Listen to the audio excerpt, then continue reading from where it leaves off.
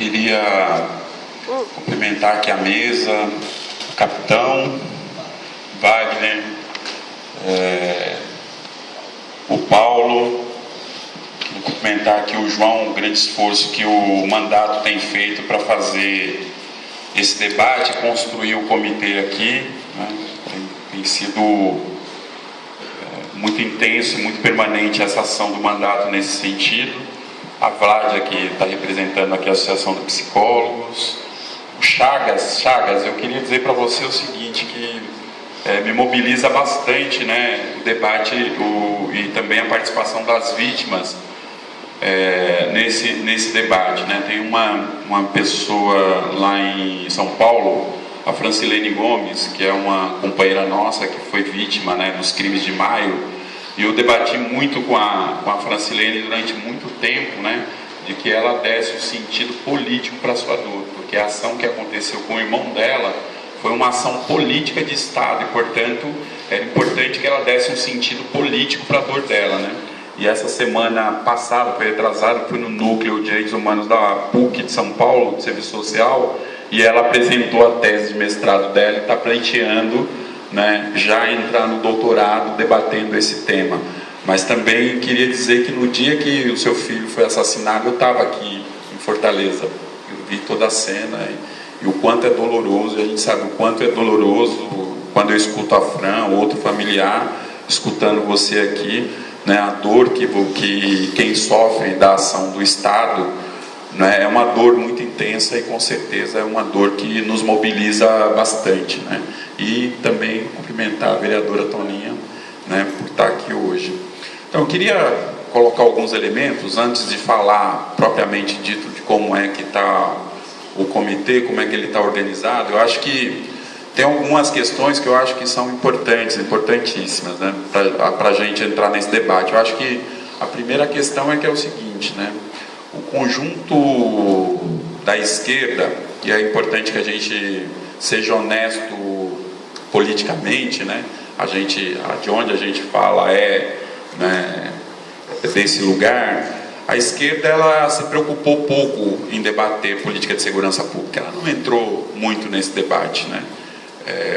Acho que a gente acumulou pouquíssimo e a situação ela foi se agravando ao longo desse tempo, e nesse momento é importante que a gente possa aprofundar o debate sobre segurança pública, porque o debate que está posto aqui é o debate sobre segurança pública e a nossa compreensão, né, do que vem a ser segurança pública. É esse debate que está colocado.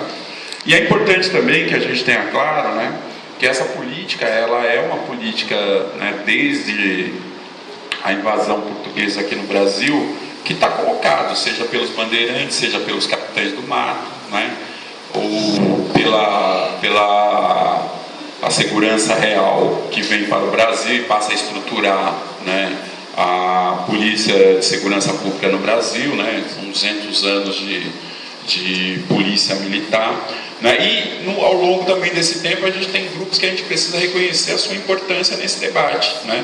Eu tenho os anarquistas, que foi o primeiro grupo a debater a desmilitarização, o primeiro grupo no século passado, nos anos 16, 17, montaram os comitês, já tinha esse debate como um debate importante, né, em relação a esse processo de militarização e num bojo de um debate de que projeto de sociedade é que a gente quer. Também aqui o MNU é um movimento que se forma também a partir das violências policiais. É importante reconhecer, né, esses grupos, né, e também muito inspirado no processo de reação ocorrido nos Estados Unidos, né, pelo movimento negro, os Black Panthers, né. Então é importante que a gente reconheça que esses grupos têm um acúmulo histórico, né, e a ação da polícia e a ação do Estado, violenta do Estado, né, é uma ação do Estado capitalista, é uma ação permanente e também permanente e crescente, né, que é o que a gente tem vivido nesse último período, né, que se agravou, transbordou, felizmente transbordou esse debate, porque a gente já sentia nas periferias, né, o que vinha acontecendo, os números denunciavam esse aumento da violência crescente, né, e tem né, como um dos setores centrais nesse processo de aumento da violência, a polícia, né? Agora é importante que a gente também pense que como é que também foi estruturado a violência policial, né? E é importante a violência do Estado. É importante também que a gente entenda que este debate tem a ver com o debate que a gente trava do ponto de vista, né, da luta de classe, né? Porque a polícia ela passa a se estruturar principalmente, né, com essa característica que a gente vê aí, ela passa a se estruturar a partir do momento que no mundo tem uma outra referência de projeto societário, a partir, né, da Revolução Mexicana, a partir da Revolução Russa, e obviamente o que pariu daí, né, foi a Segunda Guerra Mundial. Com a Segunda Guerra Mundial, o que se pariu daí, do ponto de vista dos estados capitalistas, foi a organização da violência do Estado, e nós somos herdeiros dessa estruturação, né? Somos herdeiros do que os Estados Unidos e os países capitalistas criaram no leste europeu, né? E que naquele momento coloca a violência do Estado, o terrorismo de Estado como elemento, né, a combater a luta de classe, né? Tá aí os exércitos secretos. É importante que a gente possa fazer esse debate, ou a estruturação propriamente dita da violência, né, nos países sob a influência do capitalismo aqui nas Américas. No caso, o Brasil é herdeiro dessa estruturação da violência, né, a partir principalmente do governo Kennedy, que faz essa elaboração de doutrina de segurança para os Estados Unidos, que serviu para nós e que os nossos generais foram aprender muito bem na Escola das Américas e que trazem para cá, né? E em 1969 estruturam a Força de Segurança Pública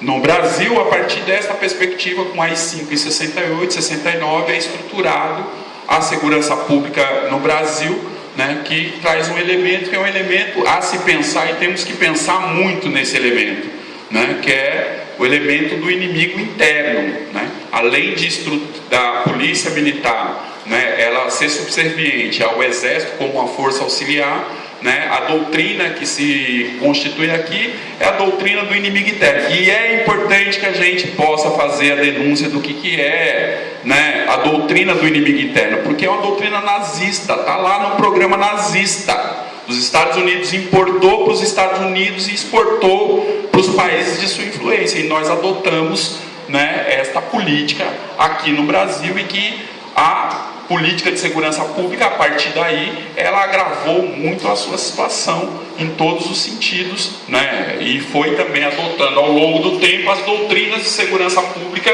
norte-americana, né? A doutrina de combate ao terrorismo, a doutrina preventiva e permanente de combate ao terror, que é a doutrina do tolerância zero, que o Brasil adotou, os estados adotaram através dessas UPPs da vida aí, né, que em São Paulo, na verdade, foi o primeiro estado a adotar através tem uma ação das operações saturação em São Paulo, que vocês devem ter visto, né, que é uma operação de guerra que teve muita visibilidade lá numa região lá de São Paulo, que foi Paraisópolis, né, e que nos últimos 15 anos, mais ou menos, esta política de segurança pública tem agravado as nossas vidas, e ela tem alguns elementos. O elemento, por exemplo, do medo é um elemento fundamental. Se a gente vai verificar, né, esses programas matutinos são os porta-vozes do medo. A gente tem que ter medo para a gente ter mais segurança. A gente tem que ter mais segurança pública, a gente tem que ter mais segurança privada, né? O Brasil hoje é o país que tem 4 vezes mais, né? A segurança privada é 4 vezes mais do que todo o contingente de segurança pública, para vocês terem uma ideia. Ou seja, o medo é um negócio também do capital. Então, esse é um elemento importante que a gente tem que ter muito claro quando a gente fizer esse debate. Aí, os números que tem da violência do Estado, elas têm se revelado, os números da violência têm se revelado, né? São 50 mil mortes ano, né, que o Brasil comete 10 anos, num período de 10 anos, numa quadra de 10 anos, foram mais de 500 mil de pessoas que foram assassinadas. E eu estou dizendo morte violenta, eu estou dizendo, né, gente, 10 anos, eu estou dizendo 500 mil oficialmente, eu não estou dizendo os números oficiais, porque a subnotificação, os números extraoficiais é muito maior, né? Recentemente, o pesquisador do IPEA disse que tinham 165 mil mortes, pesquisou e denunciou isso, que tinham 165 mil mortes não tipificadas, né? E a não tipificação colocava no limbo, ou seja, as pessoas não tinham a causa-morte. E aí ele, né, desvelou que dessas 165 mil mortes em 15 anos, 135 mil mortes eram mortes violentas. E aí acho que tem uma questão, uma pergunta importante a se fazer, é a quem para quem interessa a não tipificação dessas mortes. Tem alguém que se interessa em não tipificar essas mortes violentas, né? Não somos nós, com certeza. Com certeza não é a burguesia, porque eu tenho certeza que nenhum filho da burguesia ou nenhum burguês deixa de ter tipificação de sua morte. Então tem alguém, né, que está morrendo, e está morrendo muito mais do que se declara, né? E que a gente sabe quem são essas pessoas que estão morrendo. Agora, óbvio que tem alguns elementos também que ajudam nesse processo de estruturação desse Estado que eu vi companheira ali falando o quanto dramático era, né? A gente que milita em direitos humanos, antes das insurgências de junho, eu estava começando a ficar deprimido, porque a situação era uma situação dramática no Brasil, com os povos indígenas, com os quilombolas, com a juventude negra, com todo mundo. A situação estava muito grave, a gente verificava isso em nossa militância, né? A gente realizou ano passado, por exemplo, o Tribunal Popular para discutir a questão da terra e da territorialidade, né? As declarações, os depoimentos que nós colhemos no tribunal, e colhemos muito antes também esses depoimentos, eram depoimentos dramáticos. Então, né, se não acontecesse nada no Brasil em um curto espaço de tempo, o agravamento dessa violência do Estado, ela iria se dar cada vez mais, né? Ela estava já se dando cada vez mais, já estava anunciado, está anunciado que a violência do Estado para o ano que vem ele vai se agravar, né? E se a gente não tivesse o junho, né, a gente não poderia estar aqui hoje organizando, né, uma forma de resistir e reverter essa situação que está colocada. Mas o elemento que eu iria colocar é o elemento do encarceramento e da criminalização que tem acontecido aqui no Brasil, né? E aí a característica é essa mesma característica que o companheiro do MNU falou. É jovem, 70% são jovens, né, negros e pardos. Eu acho que a gente tem que fazer um debate sobre os pardos, quem são os pardos, né? Porque o Estado ele tem um projeto, né, de invisibilizar os povos indígenas, né? Tem um debate que a Cátia Abreu tem colocado no Congresso Nacional, que é a não registro de indígenas. Isso tem sentido. O Estado brasileiro tem um projeto desde a década de 40 de acabar com os povos indígenas. É importante que os pardos virem negros, então é importante que os pardos virem indígenas. É importante, porque é um debate político dos mais importantes, mas esse é um debate que a gente tem que fazer com mais tempo, com mais fôlego, e não é central no debate que a gente está travando aqui. E, né, enfim, voltando para a questão da criminalização, hoje nós somos o 4º país a mais encarcerar no mundo, e são em sua maioria jovens, né, negros, pardos, né, na faixa de 18 a 29 anos, né. Tenho feito muito debate também quando aparece esse debate da redução para a idade para a responsabilidade penal. Eu tenho dito muito claramente, a redução da idade para a responsabilidade penal já acontece nesse país há muito tempo. Que a gente, né, defende que a barbárie não se instaure de vez, mas a redução da idade para a responsabilidade já acontece. E isso faz com que, né, nesta lógica, nesse momento que o capital se organiza, né, a gente caminha a passos largos, infelizmente, para estruturar o Estado Penal. O Estado Penal, o João pode falar depois, eu acho que é importante fazer debate sobre o Estado Penal. O Estado Penal não é só encarcerar. encarcerar, explorar a mão de obra. Por isso que o jovem de 18 a 29 anos está sendo encarcerado, porque está no seu potencial produtivo. Então, portanto, esta mão de obra, né, é necessária para esse projeto de Estado que está sendo construído, né, para contribuir no processo de funcionamento do capital. Eu acho que tem 3 elementos que são importantes, que é importante que a gente entenda a gravidade desse momento, que é um momento muito dramático mesmo para nós. Tem 3 elementos que ajudarão muito a agravar essa situação. Primeiro são o processo de reorganização das cidades que estão acontecendo a partir dos mega eventos, seja a Copa, seja a Olimpíadas, né? Nós temos acontecendo esse processo em cidades grandes, cidades médias, né? Se vocês saírem daqui e for para Sobral, né, Manuel? Você vai ver que tem um processo de verticalização lá em Sobral, nas cidades médias, né? Tudo isso faz parte desse projeto, né? De reorganização das cidades, gentrificação, aburguesamento, né? Aquilo que a gente queira dizer que é excludente para o pobre, o conceito a gente pode utilizar. A outra são as obras de infraestrutura, né? Aqui no Brasil a gente precisa debater isso, é necessário que a gente debata, né? Porque o PAC, ele esconde um projeto maior de Estado, que é o IRSA, né? Que é o projeto de integração regional na América do Sul, que são 12 países, que é um projeto que rasga o Brasil, que destrói a natureza em todos os aspectos, né? Então é importante que a gente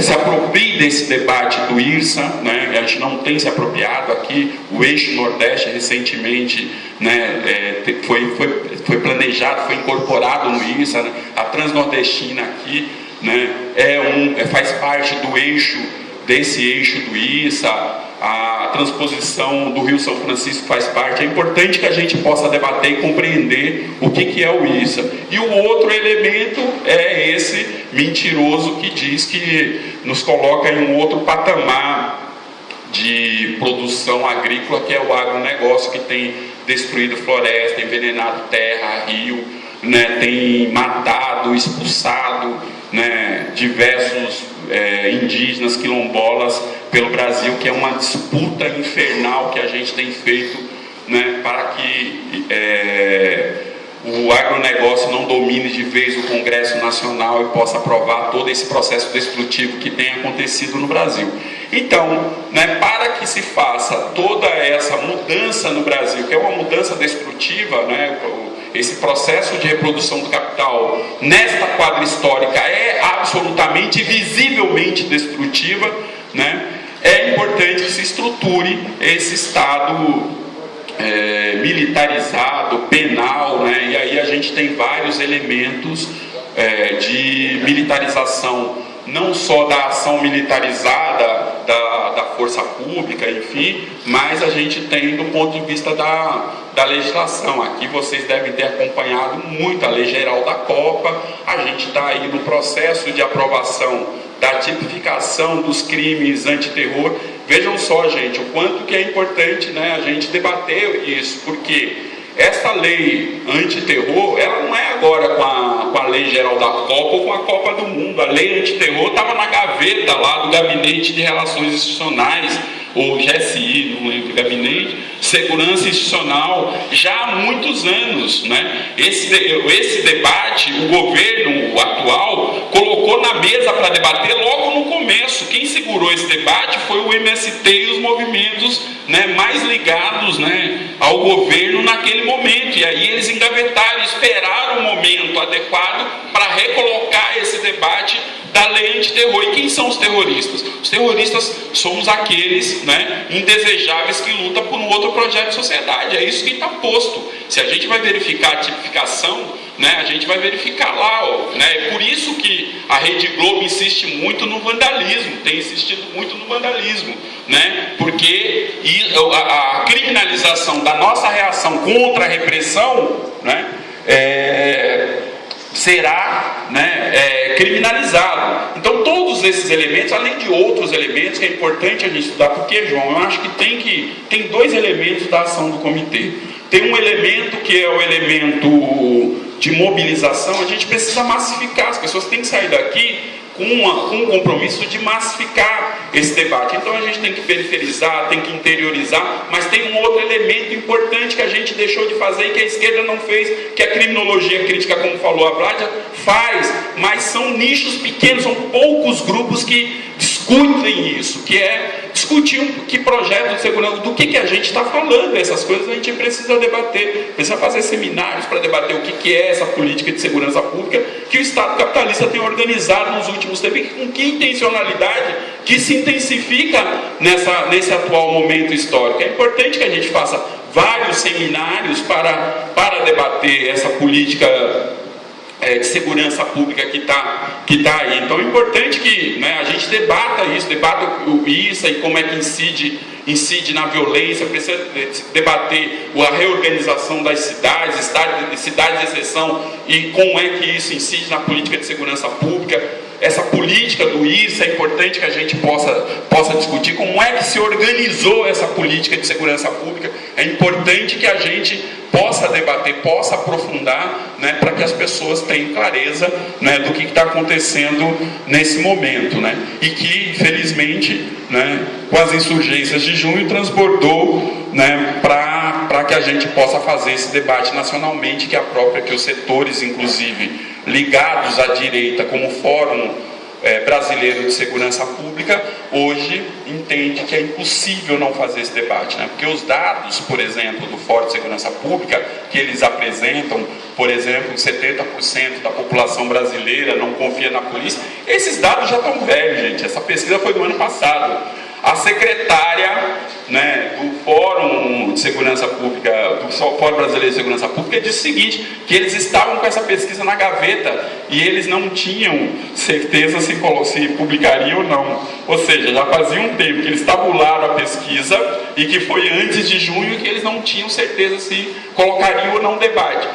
E por que será que o Fórum de Segurança Pública colocou o debate? Porque é o seguinte, o que eles estão discutindo é reformar a polícia, e reformar a polícia sem mudar as bases que estruturam essa segurança pública violenta. Então é importante que a gente tenha clareza que está em debate, está aberto o debate de concepção de segurança pública, né, que vai ter reforma. Isso está claro, quando a direita entra no debate, está claro que vai ter reforma. Está claro que vai ter reforma. Agora, que tipo de mudança que vai ter, é importante que a gente possa discutir. Então, o comitê, para concluir, o João já está aqui me apertando, para concluir,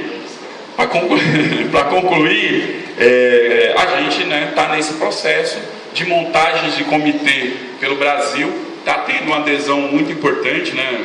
Acho que hoje é o 8º comitê, a gente tem uma perspectiva de mais, são 18 comitês, né? E a possibilidade de ampliar mais é que a gente tem pouco contato na região norte, só o Pará, que a semana que vem vai começar o processo de construção do comitê, né? Mas são 18 comitês pelo Brasil e a ideia é exatamente essa, que a gente possa massificar, compreender, se apropriar desse debate, periferizar, interiorizar esse debate, né, e assumir esse debate como um dos debates centrais, né, para esse próximo período, entender, né, que a violência do Estado hoje, né, ela é estruturante, né, para o capital. É um dos pilares mais importantes hoje. Retira o estado de bem-estar social e coloca o cacetete, a bala de borracha, o taser, o gás lacrimogêneo e outras formas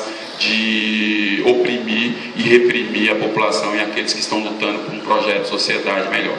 Então, gente, é isso. Eu espero que o Comitê do Ceará possa nos ajudar no debate regional. A gente tem o Maranhão, o Piauí, por exemplo, que estão no processo de debater a implantação do comitê. Eu penso que o Ceará poderia também assumir essa tarefa de debater, além do Piauí e Maranhão, mas o Rio Grande do Norte também, porque ajudaria muito a consolidar, né, essa ação política, que é uma das mais importantes desse último período, para que a gente possa continuar a resistir e a construir um outro estado de sociedade que tenha o ser humano como centro de todas as coisas. É isso.